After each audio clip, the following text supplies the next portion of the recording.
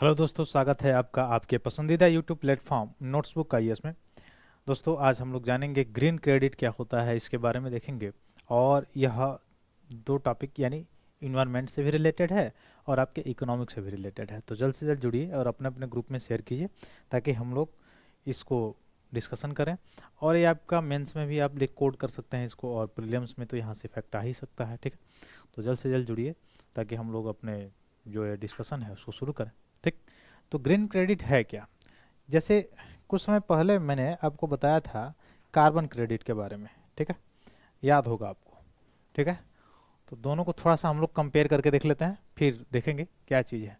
तो मैं बताया था कार्बन क्रेडिट। कार्बन क्रेडिट है क्या, देखिए। और कार्बन क्रेडिट ये क्या होता है, ये आगे अभी हम लोग पहले देखेंगे अंतर्राष्ट्रीय लेवल पर कैसे इसका प्रयोग किया जा सकता है। और इसका जो प्रयोग है यह किया जा सकता है कार्बन मार्केट में।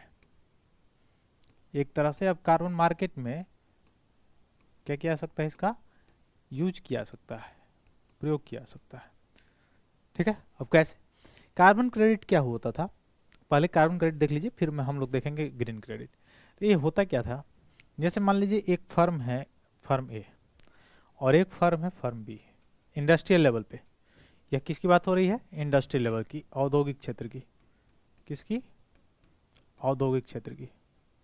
अब ये दो कंपनियां हैं या दो फर्म है, एक फर्म ए है और एक फर्म कौन है? बी है। अब जो है एक मैकेनिज्म लाया गया गवर्नमेंट के द्वारा। यह कौन सा मैकेनिज्म था? यह मैकेनिज्म था कि 100 टन, मान लीजिए, एक मोटा मोटा मैं आइडिया दे रहा हूँ कि 100 टन क्या करना है, कार्बन को आपको उत्सर्जित करना है। उससे ज़्यादा अगर आप उत्सर्जित करेंगे तो आप पे क्या लगेगा, या तो आप कार्बन क्रेडिट क्या कीजिए, बाई कीजिए, खरीदिए, और नहीं तो आपकी औद्योगिक जो सेक्टर है उस पर प्रतिबंध लगाया जा सकता है। ये क्या किया गवर्नमेंट ने, एक बाउंडेशन दे दिया। अब कोई फर्म ए है, वो मान लीजिए कि क्या किया, यहाँ तक वह अपने वस्तुओं को उत्पादन करने के लिए, जैसे स्टील का ही कोई प्रोडक्शन कर रहा है, अपने वस्तु को उत्पादन करने के लिए 150 टन कार्बन डाइऑक्साइड का उत्सर्जन कर दिया। अब करना कितना है? 100 टन। कर दिया कितना? 150 टन, 150 टन। ठीक वैसे ही एक फर्म है बी। यह बी फर्म जो है, करना तो सबको एक ही बराबर है, 100 टन से ज़्यादा नहीं कर सकते, 100 टन से कम कर सकते हैं। लेकिन इसने क्या किया, इसने 50 टन ही कार्बन डाइऑक्साइड का उत्सर्जन किया। करना चाहिए था कितना? 100 टन, लेकिन इसने किया 50 टन। इसका मतलब क्या हुआ? इसका मतलब ये हुआ कि इस जो बी कंपनी है या बी फर्म है, उसके पास अभी भी 50 टन कार्बन डाइऑक्साइड उत्सर्जन करने के लिए बचा हुआ है, बचा हुआ है। अब क्यों इसका 50 टन ही क्यों हुआ उत्सर्जन, इसका क्यों 150 टन पहुंच गया? एक चीज हो गया कि यह पर्यावरण इन्वायरमेंट से रिलेटेड करके अपनी कंपनी में प्रोडक्शन नहीं कर पाया। दूसरा चीज कि उस तरह का टेक्नोलॉजी का यह प्रयोग नहीं किया, और टेक्नोलॉजी का प्रयोग ना करने से यह प्रोडक्शन ज़्यादा कर लिया। प्रोडक्शन ज़्यादा करने में क्या हुआ, कार्बन डाइऑक्साइड का उत्सर्जन भी ज़्यादा हो गया, इसलिए 150 टन कार्बन डाइऑक्साइड का उत्सर्जन हो गया प्रोडक्शन करते समय। लेकिन यह जो फर्म बी है, इसने क्या किया, यह अच्छा टेक्नोलॉजी लाया, अच्छा जो है प्रोडक्शन जो है करने के लिए, उत्सर्जन, कार्बन के उत्सर्जन को कम करने के लिए अच्छे अच्छे टेक्नोलॉजी या अच्छे तरह से इसको क्या किया, यूटिलाइज किया, जिसके तहत क्या हुआ, इसका कार्बन डाइऑक्साइड का इमिशन क्या हो गया, कम हो गया। प्रोडक्शन इसका ठीक ठाक है, लेकिन कार्बन डाइऑक्साइड का इमिशन कम हो गया, यानी पर्यावरण में जो है प्रदूषण कम फैला रहा है, कार्बन डाइऑक्साइड का उत्सर्जित कम कर रहा है। इसका मतलब ये हुआ कि यह इन्वायरमेंट के दृष्टि से पॉजिटिव काम कर रहा है। इन्वायरमेंट की दृष्टि से देखा जाए तो पॉजिटिव काम कर रहा है, प्लस में काम कर रहा है। तो भाई इसको क्रेडिट मिलना चाहिए कि नहीं मिलना चाहिए? मिलना चाहिए। तो होता क्या है इसमें, होता ये है कि दोनों फर्मों में कौन नेगेटिव में है और कौन पॉजिटिव में है? यह नेगेटिव में है। कितना नेगेटिव में है? तो नेगेटिव में आप देख सकते हैं -50। अब -50 से क्या कर सकता है, किसी अन्य कंपनी से, किसी अन्य फर्म से खरीद सकता है, क्योंकि नहीं खरीदेगा तो इसकी कंपनी प्रतिबंधित भी हो सकती है या हट भी सकता है। तो क्या करेगा, यह इस कंपनी से जिसके पास 50 टन कार्बन डाइऑक्साइड उत्सर्जन करने के लिए एक क्या मिल गया है, इसके पास कार्बन डाइऑक्साइड उत्सर्जन करने के लिए एक सर्टिफिकेट मिल गया है, एक सर्टिफिकेट मिल गया है। ठीक है, तो इस सर्टिफिकेट को क्या करेगा, इसको बेच देगा। किसको? फर्म ए को बेच देगा। क्यों? क्योंकि फर्म ए को आवश्यकता है। अब क्यों आवश्यकता है भाई? क्यों? क्योंकि अगर ये नहीं इसको खरीदेगा तो इसके आने वाले समय में जो फर्म है, एक कंपनी है, उसको बैन किया जा सकता है। तो यह उस बैन से बचने के लिए, प्रतिबंध से बचने के लिए क्या किया, यह 50 टन इसको आवश्यकता थी, क्योंकि 150 टन ये कर चुका है और 100 टन ही करना था, तो 50 टन इसके पास ओवर ज़्यादा कर चुका है। तो 50 टन का अगर सर्टिफिकेट ले लेगा, खरीद लेगा, तो गवर्नमेंट से दिखा सकता है कि हाँ मैंने 50 टन का ये कर लिया है, 50 टन को मैंने कहीं दूसरे पर क्या किया है, इन्वायरमेंट के रूप में उसको इम्प्लीमेंट किया है। तो उस तरह से क्या हुआ, दो तरह से यहाँ पे काम हुआ। एक तो इसके लिए प्रोत्साहन मिला, रिवार्ड मिला इसको। क्यों? क्योंकि अगर ये अपना सर्टिफिकेट इसको बेचेगा तो भाई तो पैसा भी तो देगा कुछ, तो जब ये पैसा कुछ देगा तो इसकी कंपनी की क्या होगी, पॉजिटिव ग्रोथ हो गई।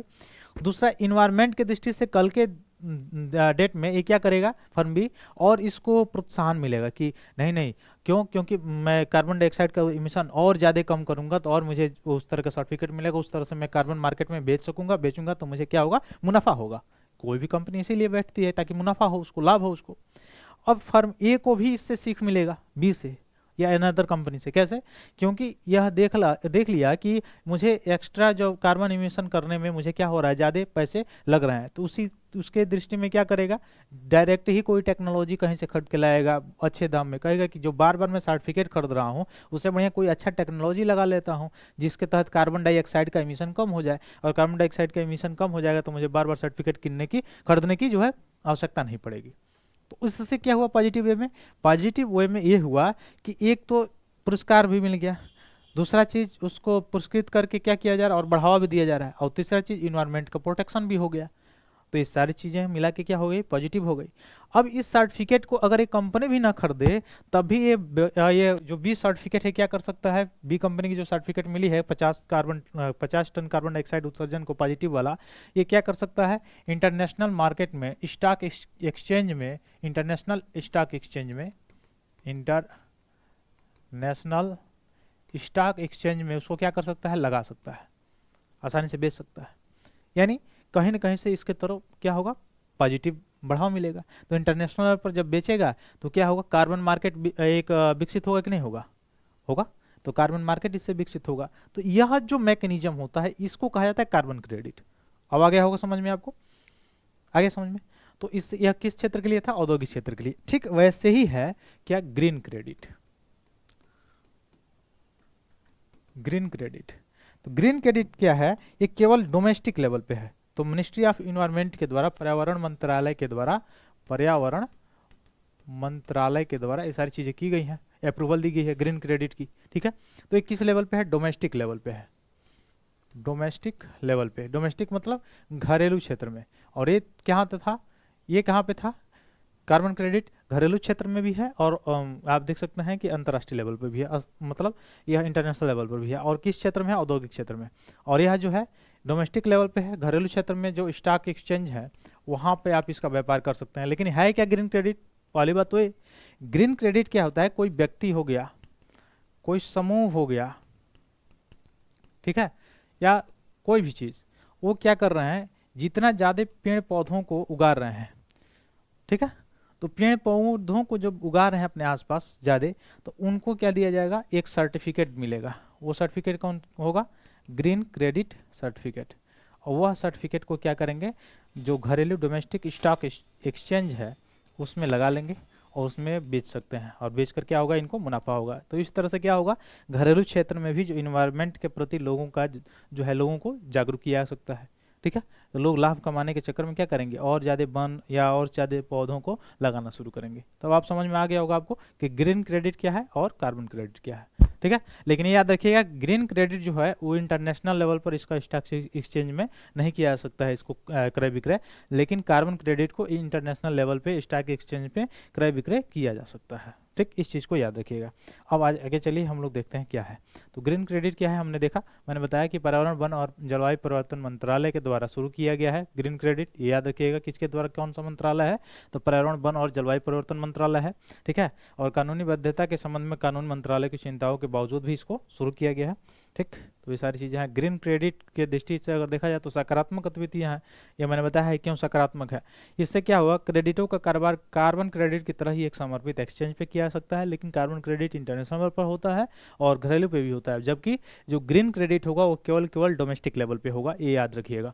तो ग्रीन क्रेडिट प्रोग्राम जो है पर्यावरण संरक्षण अधिनियम 1986 के तहत संचालित है। ये बहुत इंपॉर्टेंट पॉइंट है कि यह ग्रीन क्रेडिट जो प्रोग्राम है किसके तहत होता है, इस मुख्य रूप से किसके तहत संचालित होता है, तो इन्वायरमेंटल प्रोटेक्शन एक्ट 1986 के तहत होता है। अब देखिए दोनों का अंतर यहाँ पर दिया हुआ है, इंपॉर्टेंट पॉइंट है आपके लिए, यहाँ से आप देख सकते हैं। ग्रीन क्रेडिट क्या है, पर्यावरण संरक्षण अधिनियम 1986 के तहत है, जबकि कार्बन क्रेडिट क्या है, 2001 ऊर्जा संरक्षण। तो ये याद रखिए, ये ऊर्जा संरक्षण अधिनियम 2001 के तहत है और ये पर्यावरण संरक्षण अधिनियम 1986 के तहत है, दोनों में अंतर है। यह व्यक्ति, समुदाय, निजी उद्योग कोई भी ग्रीन क्रेडिट ले सकता है, लेकिन कार्बन क्रेडिट में कोई उद्योग या कोई इंडस्ट्री या कोई निगम ही ले सकता है, ठीक है। अब इसमें वनारोपण, जल संरक्षण, टिकाऊ कृषि, पर्यावरण अनुकूल कार्य, ये सब प्रोत्साहित करता है। और ये क्या करता है, उत्सर्जन की सीमा को, कार्बन उत्सर्जन की सीमा को निर्धारित करता है और कार्बन उत्सर्जन को कम करने के लिए प्रयास करता है, ठीक है। कार्बन क्रेडिट और ग्रीन क्रेडिट में मैं अंतर बता रहा हूँ। इसको मैंने पहले बताया घरेलू एक्सचेंज पे कारोबार किया जा सकता है, और इसको राष्ट्रीय और अंतर्राष्ट्रीय कार्बन जो मार्केट होता है वहाँ पर भी क्या किया जा सकता है, इसका मुख्य रूप से व्यापार किया जा सकता है, कारोबार किया जा सकता है कार्बन क्रेडिट का। फिर जलवायु सहलाभ देखा जाए तो कार्बन क्रेडिट के लिए अर्हता प्राप्त हो सकती है, यानी जिसके पास ग्रीन क्रेडिट है वो चाहे तो कार्बन क्रेडिट, कार्बन उत्सर्जन में कमी लाके कार्बन क्रेडिट का सर्टिफिकेट ले सकता है, लेकिन जिसके पास कार्बन क्रेडिट है उसको ग्रीन क्रेडिट में परिवर्तन करने के लिए नहीं दिया जा सकता है, ठीक। एक चीज़ याद रहेगा, यानी जिसके पास ग्रीन क्रेडिट है वो अगर कार्बन डाइऑक्साइड की एमिशन में कमी कर दे तो उसको तो कार्बन क्रेडिट मिल सकता है, लेकिन जो कार्बन क्रेडिट वाला हकदार है उसको ग्रीन क्रेडिट नहीं दिया जा सकता है, ठीक। इस चीज़ को याद रखिएगा। तो ये कुछ पॉइंट थे, ये मंत्रालय याद रखिएगा, पर्यावरण मंत्रालय, ठीक है। तो ये सारी चीज़ें हैं। पर्यावरण मंत्रालय काम कैसे करता है मैंने पहले बताया, किस तरह का काम करता है और शुभारंभ इसके होने से क्या क्या लाभ होगा, कैसे यह जाके पॉजिटिव रूप में बढ़ावा देगा। तो ये सारी चीज़ें हैं जो आपके एग्जाम से रिलेटेड थे। फिर मिलते हैं अपने अगले क्लास में, तब तक के लिए बहुत बहुत धन्यवाद दोस्तों, जय हिंद।